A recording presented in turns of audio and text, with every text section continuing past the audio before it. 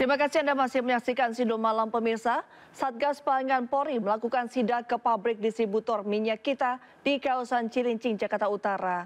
Dari hasil uji takar, isi kemasan masih masuk dalam batas toleransi yang tertera di label kemasan.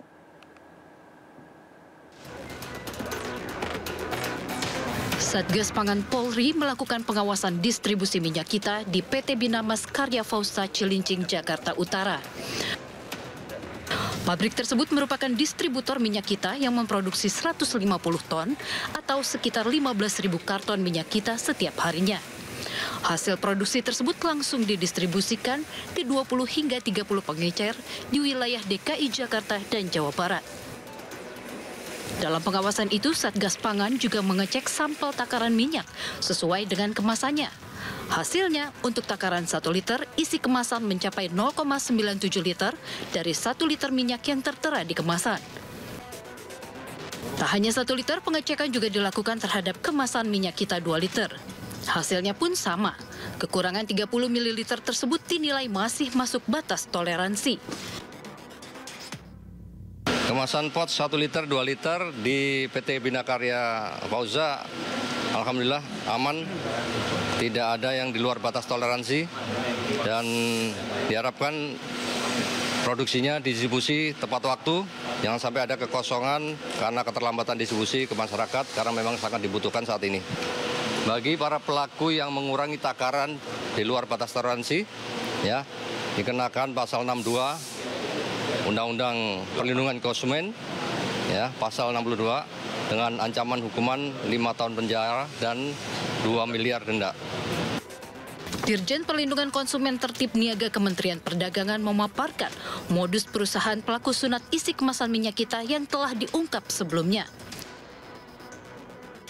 Terhadap beberapa perusahaan yang sudah kita temukan, indikasinya mereka menjual minyak kita bukan minyak DMO, tapi non-DMO dengan harga jauh lebih tinggi dibanding minyak DMO.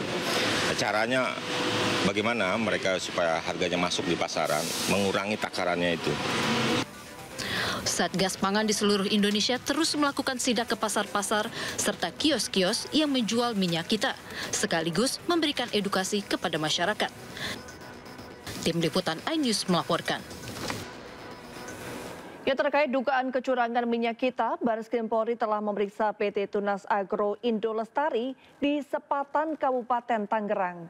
Namun PT Tunas Agro membantah melakukan kecurangan dan sudah sesuai takaran. Enggak mungkin, kita nggak mungkin pakai timbangan sampai 750, yang sampai 700 minimal itu kan yang di kita nggak seperti itu. Jadi kita menimbang yang berat bersihnya pot, jadi timbangannya bagus gitu. Sedangkan yang diperiksa ini kan berita yang sekarang kan mengatakan kalau minyak Tunas Agro mengatakan minyaknya timbangnya berkurang. Sedangkan buktinya nggak ada. Oh, PT kita. Cuma yang diperiksa itu bukan PT di sini. Nah, kita di sana kan pas ada pemeriksaan di sidak di Lenteng Agung ya, Pak Menteri. Yang di sana bukan PT Tunas Agro doang yang juga, tapi ada botolan. Yang di botolan tuh timbangannya memang berkurang. Sedangkan kalau timbangan yang POTS punya Tunas Agro itu pas.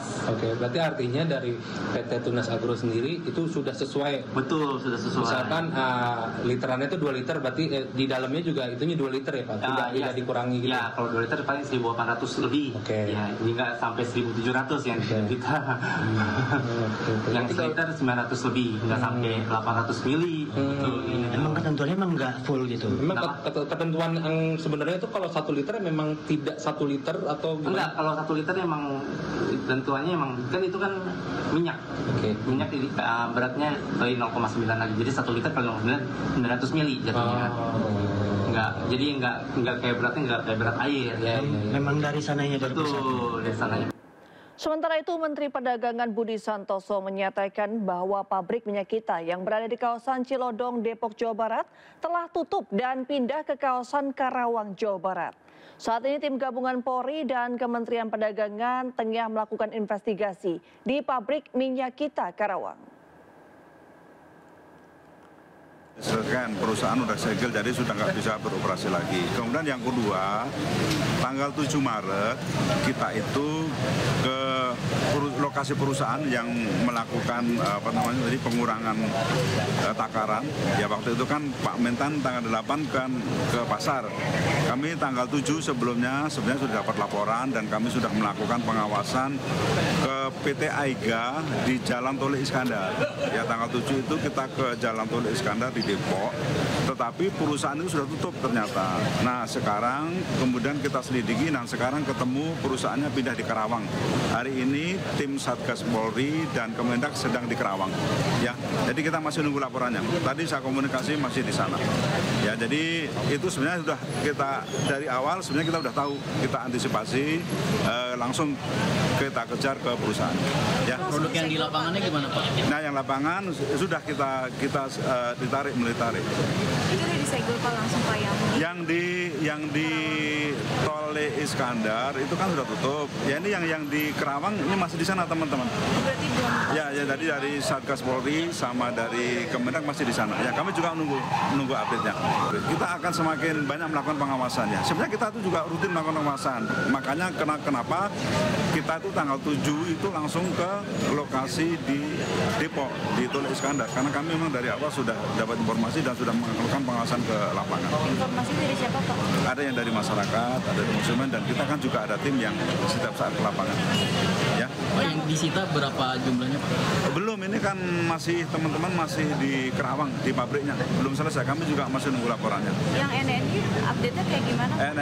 NNI kan sudah disita, udah ke proses oleh Polri ya. Jadi udah selesai. Ada berbincang nggak sama Pak Sigit soal update yang NNI Pak? Nggak sempat tadi. Tapi beliau Pak Sigit tadi kan juga udah menyampaikan sedang proses. Yang Aiga itu kan yang di Karawang sih saya.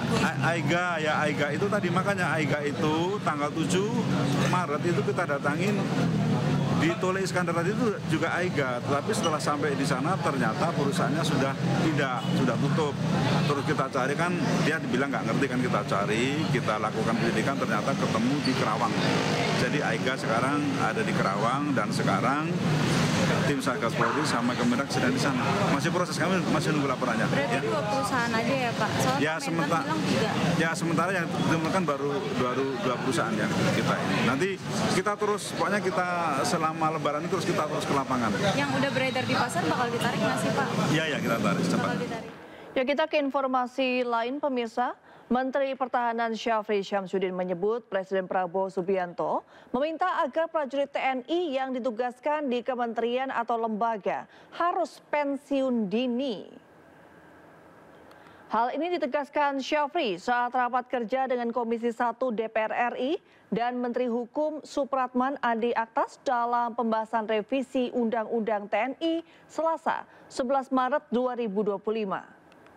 Syafri menyebut Presiden telah memberikan petunjuk terhadap Kemenhan dan meminta agar prajurit TNI yang ditugaskan di kementerian atau lembaga harus pensiun dini. Syafri menambahkan, kualitas dan kemampuan prajurit TNI yang sudah pensiun dini pun harus terukur untuk menempati kementerian atau lembaga yang dituju. TNI yang aktif pun diusulkan agar bisa menempati 15 kementerian atau lembaga melalui RUU TNI. Presiden Republik Indonesia selaku Panglima tertinggi juga telah memberikan petunjuk kepada Menteri Pertahanan untuk para prajurit TNI yang akan ditugaskan di kementerian dan lembaga itu harus pensiun. Yang kita sebut pensiun dini. Setelah pensiun baru kita usulkan ke kementerian dan lembaga yang dimaksud. Tentunya sesuai dengan kapabilitas dan eligibilitas. Dengan kata lain harus terukur dan yang paling penting dia loyal kepada negara dan bangsa. Ya, Panglima TNI menegaskan prajurit aktif yang kini menjabat di instansi dan lembaga lain harus pensiun dini atau mundur. Keputusan ini diambil sesuai dengan Undang-Undang TNI.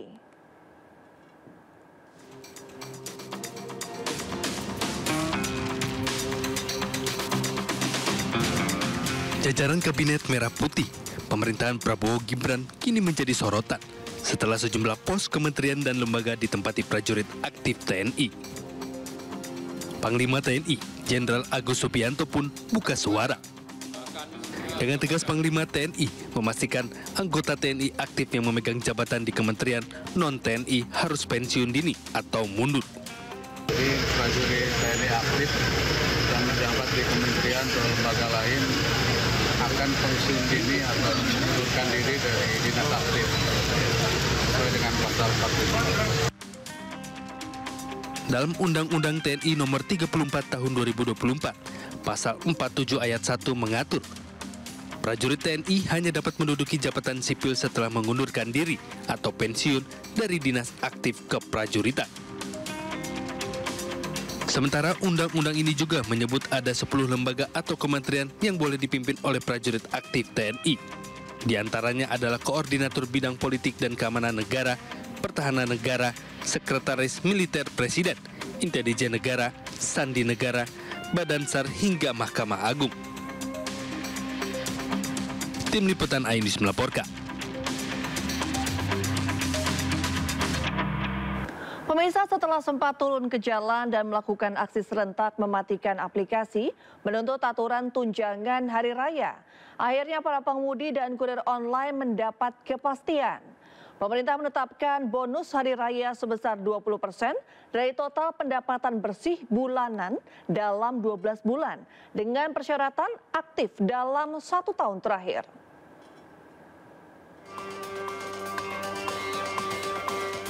Didampingi Menteri Ketenagakerjaan Yasser Lee, CEO Gojek Patrick Waluyo, dan CEO Grab Antoni Tan, serta sejumlah perwakilan pengemudi ojek online. Presiden Prabowo Subianto mengumumkan keputusan mengenai tunjangan hari raya untuk karyawan swasta, BUMN, dan BUMD. Prabowo menyebut THR paling lambat harus dibagikan 7 hari sebelum hari raya. Dalam kesempatan yang sama, Presiden Prabowo juga mengumumkan soal bonus hari raya bagi pengemudi dan kurir online. Untuk itu, pemerintah menghimbau kepada seluruh perusahaan layanan angkutan berbasis aplikasi untuk memberi bonus hari raya kepada pengemudi dan kurir online dalam bentuk uang tunai dengan mempertimbangkan keaktifan kerja. Untuk besaran dan mekanisme pemberian bonus hari raya ini kita serahkan dengan nanti akan dirundingkan dan akan disampaikan oleh Menteri Ketenagakerjaan melalui surat edaran. Terkait pemberian bonus hari raya bagi pengemudi ojek online dan kurir online, pemerintah menetapkan sebesar 20% dari total pendapatan bersih bulanan dalam 12 bulan. Dengan persyaratan aktif dalam 1 tahun terakhir. Sedangkan bagi mereka yang tidak memenuhi syarat, bonus hari raya diberikan sesuai dengan kemampuan aplikator masing-masing. Bagi pengemudi dan kurir online yang produktif dan berkinerja baik, bonus hari raya keagamaan diberikan secara proporsional sesuai kinerja dalam bentuk uang tunai dengan perhitungan sebesar 20% dari rata-rata pendapatan bersih bulanan selama 12 bulan terakhir. Bagi pengemudi dan kurir online di luar kategori seperti yang dimaksudkan pada huruf A di atas, diberikan bonus hari raya keagamaan sesuai kemampuan perusahaan aplikasi. Sebelumnya, para pengemudi ojek online yang tergabung dalam Serikat Pekerja Angkutan Indonesia menggelar demo di depan Kementerian Ketenagakerjaan menuntut THR. Pengemudi ojol dari berbagai platform melakukan offbeat atau mematikan aplikasi secara serentak guna mendesak Kementerian Ketenagakerjaan menerbitkan aturan yang mewajibkan pemilik platform transportasi daring maupun kurir memberikan tunjangan hari raya kepada mitra pengemudi. Pasalnya pemberian THR bagi pengemudi ojol terbentur dengan aturan PKWTT. Pengemudi online dianggap tidak wajib mendapat THR lantaran hubungan kerjanya sebatas kemitraan dengan perusahaan aplikasi.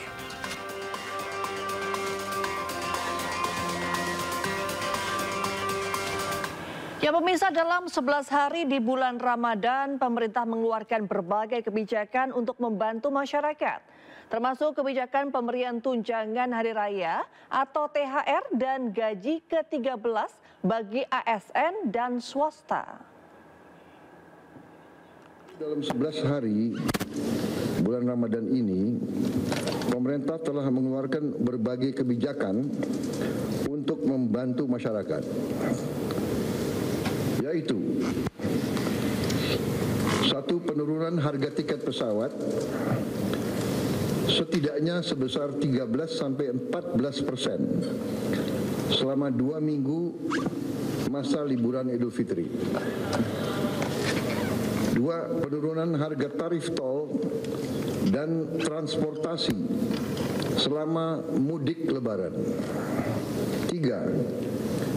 Pemberian THR bagi karyawan swasta, BUMN, BUMD, dan 4. Bonus hari raya untuk pengemudi dan kurir online yang baru saja diumumkan pada hari kemarin.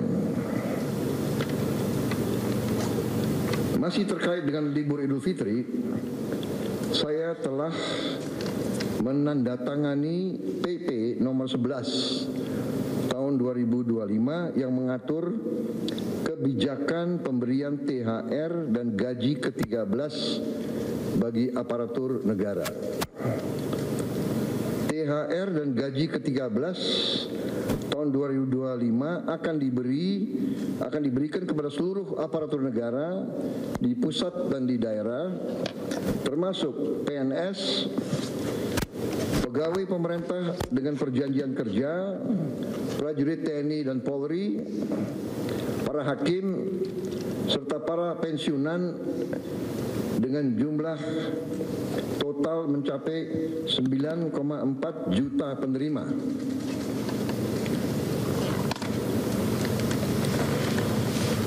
Untuk THR dan gaji ke-13, besaran pemberiannya adalah bagi ASN pusat, prajurit TNI, Polri, dan hakim meliputi gaji pokok, tunjangan melekat, dan tunjangan kinerja. Bagi ASN daerah diberikan sama dengan ASN pusat dan sesuai kemampuan daerah masing-masing. Bagi pensiunan diberikan sebesar uang pensiun bulanan. THR akan dibayar 2 minggu sebelum Hari Raya Idul Fitri, mulai dicairkan hari Senin tanggal 17 Maret tahun 2025. Sedangkan gaji ke-13 akan dibayar pada awal tahun ajaran baru sekolah, yaitu pada bulan Juni tahun 2025. Semoga dengan adanya kebijakan ini dapat membantu dalam mengelola kebutuhan selama mudik dan selama libur Lebaran. Pemirsa, Pemprov DKI Jakarta menggelar apel Operasi Lintas Jaya 2025 dalam rangka meningkatkan ketertiban lalu lintas di bulan Ramadan dan menjelang Hari Raya Idul Fitri. Dalam apel Lintas Jaya 2025, Gubernur Jakarta Pramono Anung menetapkan aturan mudik bagi para aparatur sipil negara atau ASN.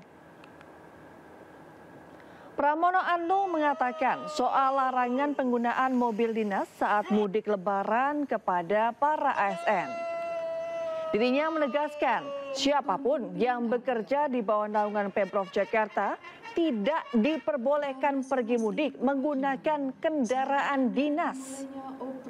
Jika ada pejabat atau pegawai ASN yang melanggar, akan ada sanksi yang diberikan.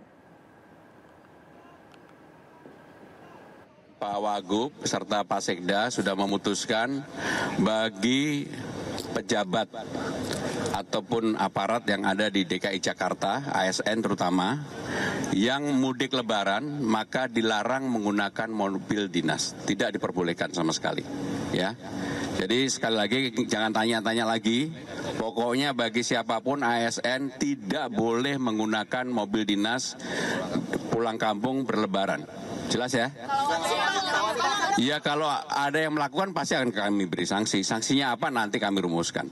Pemirsa, menghadapi timnas Australia dan Bahrain di laga kualifikasi Piala Dunia 2026, timnas Indonesia kedatangan 3 pemain naturalisasi baru. Menpora Dito Aryo Tejo optimis kehadiran ketiga pemain naturalisasi tersebut bisa membantu timnas meraih kemenangan.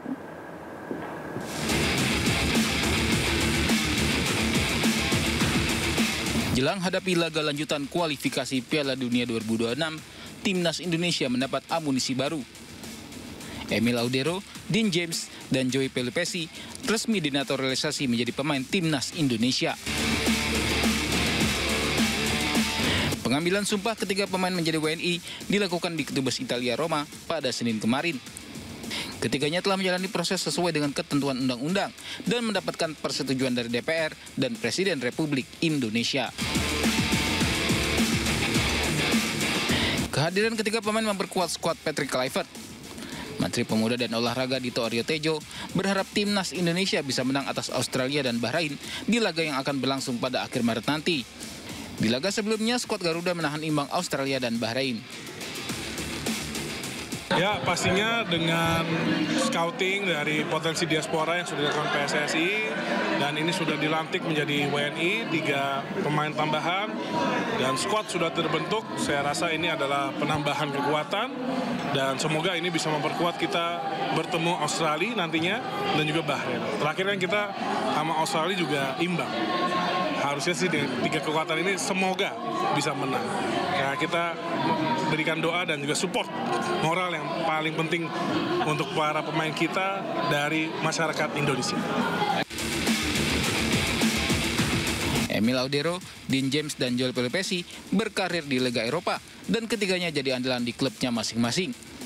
Diharapkan ketiganya bisa membantu timnas Indonesia menang untuk lolos ke tahap berikutnya Piala Dunia 2026. Tim Liputan iNews melaporkan.